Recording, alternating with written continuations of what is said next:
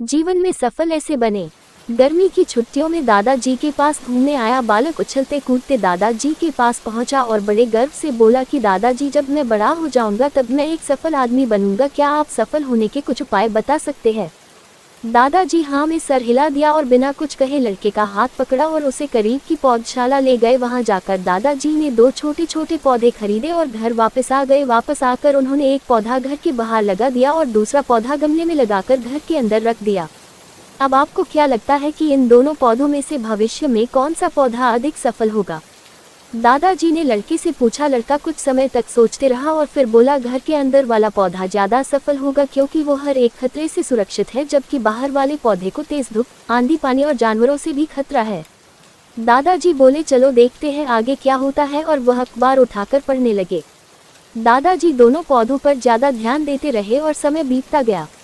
3-4 साल बाद जब एक बार फिर वह लड़का अपने माता पिता के साथ गांव घूमने आया, तब अपने दादाजी को देखा तो देखते ही बोला, दादाजी, पिछली बार मैंने आपसे सफल होने के कुछ उपाय मांगे थे पर आपने तो कुछ भी नहीं बताया था, पर इस बार आपको कुछ बताना ही होगा।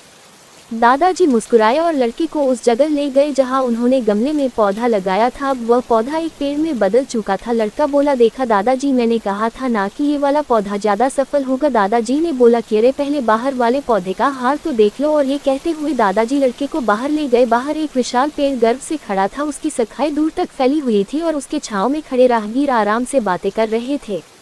अब दादाजी ने पूछा, बताओ कौन सा पौधा ज्यादा सफल हुआ? लड़का कुछ शर्माते हुए बोला, बाहर वाला। लेकिन ये कैसे संभव है? बाहर तो उसे ना जाने कितने खतरों का सामना करना पड़ा होगा। दादाजी मुस्कुराए और बोले, हाँ, बाहर वाले पौधे को बहुत सी चीजों से सामना करना पड़ा, लेकिन समस्या का सामना करने से अपने फायदे भी तो है। बाहर वाले पौधे के पास आजादी थी कि वह अपनी जड़ें जितनी चाहे उतनी फैला ले, अपनी शाखाओं से आसमान को छू ले। और तुम जिस आधी तूफान से इस पेड़ के लिए मुसीबत समझते थे, उसी आधी तूफान ने ही इस पेड़ की जड़ों को इतना मजबूत बना दिया है कि आज एक छोटा सा आधी तूफान इस पेड़ का कुछ भी नहीं बिगाड़ सकता। बेटे, अब जो मैं तुम्हें बताने वाला हूँ उसे अगर तुमने अपने अंदर बैठा लिया तो तुम जिंदगी में जो कुछ भी करोगे उसमें सफल हो जाओगे। उन्होंने बोला कि अगर तुमने जीवन भर सिर्फ अच्छी विकल्पों को ही चुनते रहोगे तो तुम कभी भी उतने सफल नहीं हो पाओगे जितनी तुम्हारी क्षमता है। लेकिन अगर तुम तमाम खतरों के बावजूद इस दुनिया का सामना करने के लिए तैयार हो तो तुम्हारे लिए कोई भी लक्ष्य हासिल करना असंभव नहीं है।